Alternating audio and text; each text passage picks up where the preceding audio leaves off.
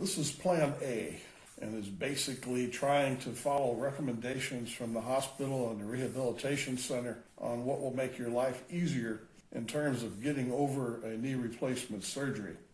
They recommend a chair seat be parallel to the floor, and when you're seated in the chair, that the top of your leg will be parallel to the floor. This puts less stress on your knee and makes it easier to get up out of the chair. If you're about to have knee replacement surgery, as I am, you may find out that you're going to have difficulty getting in and out of your favorite recliner in the living room.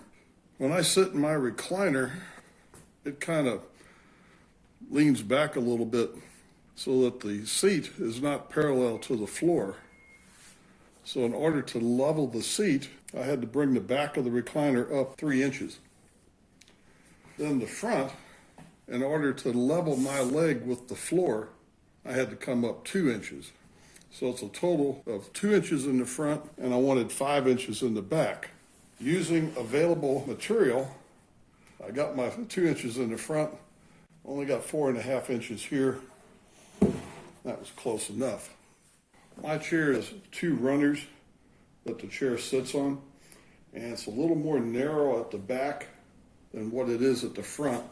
This captures the runners width-wise here, and this captures the front and back of the runner, and this captures the width in the front, and these keep the runners from going off the front of the platform.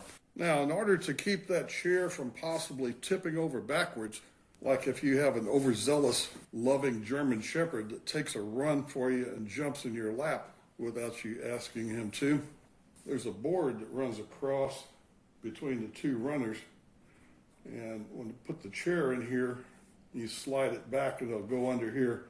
It'll have a little play, but that will keep that from going off, tipping over backwards.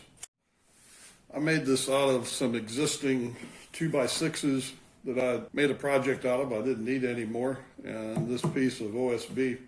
And then this has one support across the bottom, and I used my new fancy taper jig to taper these. That was very handy. And this is just screwed on there with deck screws. These were glued in place and put clamps on them. When the glue dried, I came back and I put screws in them.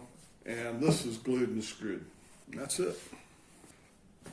No, there's no plans for this. I don't make plans for these sort of things. I'll do a sketch. But every chair, every model of chair is going to be a little bit different. So you just have to measure your own chair and make something like this work for you. And you may find as you get older, just picking that chair up a little bit to where your leg is level with the floor will make a world of difference of getting in and out of it. These are my plans.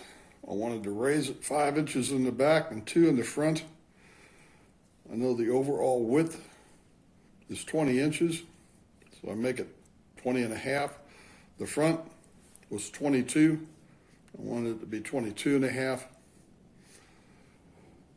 And the length was 26. I wanted it to be 26.5. This +3 and all that is to make the platform a little bit bigger so you have room for these blocks.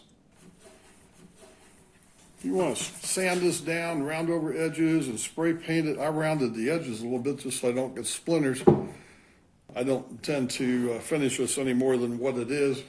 Hopefully this is a temporary fixture in my living room. Should it become permanent, I will spray paint it black or something.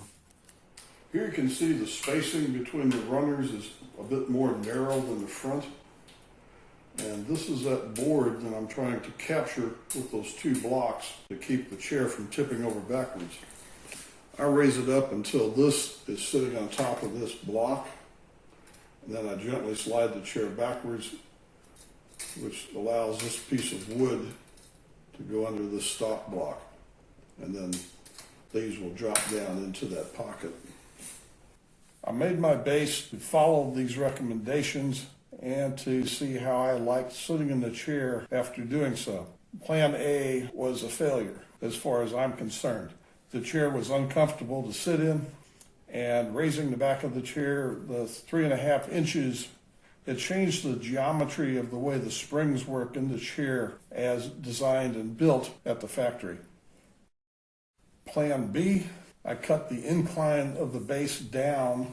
I still have 2 inches of height in the front, but I've lowered the back to about 2 5/8. And the chair is, once again, fairly comfortable to sit in. The top of my leg is almost parallel to the floor, and it's not too hard to get out of the chair. For the long term, I think this is pretty good. For the short term, or immediately after surgery, if I put a pillow on the seat of the chair, that will raise me up, and then the top of my leg is once again parallel to the floor, and you'd be surprised how much that helps you get up out of the chair. Everybody's going to be a little different. Everybody's a different height. People's legs are different lengths. You need to experiment with your chair and get things to your liking well ahead of your surgery. You don't want to wait until after surgery and be scrambling around trying to get somebody to help you.